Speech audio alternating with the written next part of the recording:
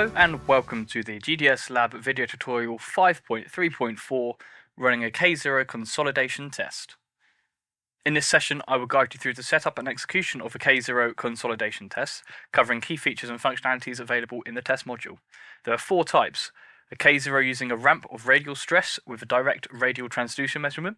This uses a direct reading of the specimen diameter to enable the test control to maintain zero diameter change by adjusting the sample height. Then there's K0 using a ramp of radial stress with back volume change measurement. This uses the change in volume of the specimen to calculate a theoretical new specimen height to enable the test control to maintain zero diameter change by adjusting the sample height. Then we have K0 using ramp of axial stress/strain with direct radial transducer measurement. This uses a direct reading of the specimen diameter to enable the test control to maintain zero diameter change by adjusting the radial stress.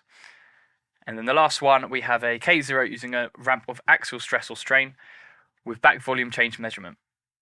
This uses the change in volume of the specimen to calculate a theoretical new specimen height to enable the test control to maintain zero diameter change by adjusting the radial stress. So in this video we'll actually demonstrate two types: the radial K0 by volume control and axial K0 by radial small strain. So starting the test, as with advanced loading, we start by selecting the appropriate test module.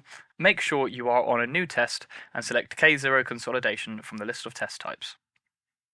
K0 consolidation tests maintain the sample's diameter constant while controlling specific parameters. The test will adjust the axial displacement or cell pressure to keep the diameter unchanged. So first we will set up a radial K0 by volume control. Then I will specify a ramp of cell pressure from the current value to a target value such as 200 kPa. Then I'll set the duration of the ramp. This is done very slowly, usually over for many hours. For example, this time we'll set it to 600 minutes, or 10 hours. Then the next thing we'll set is to maintain back pressure constant. We'll set the back pressure to remain at constant at the current value.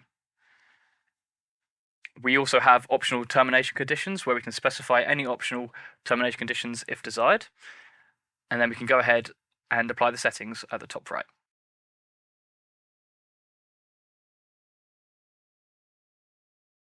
Then we can go and have a look at the test, and as you can see, it will be running and showing exactly what we'd expect.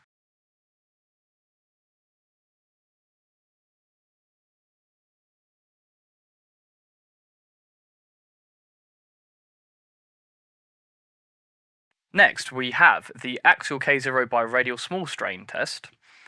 And to do this, we need to select the axial K0 by radial small strain. Then we have the axial displacement. We need to set up an axial ramp. For example, we need to specify an axial displacement target of 3 mm over 600 minutes. Again, 10 hours. Then we have back pressure.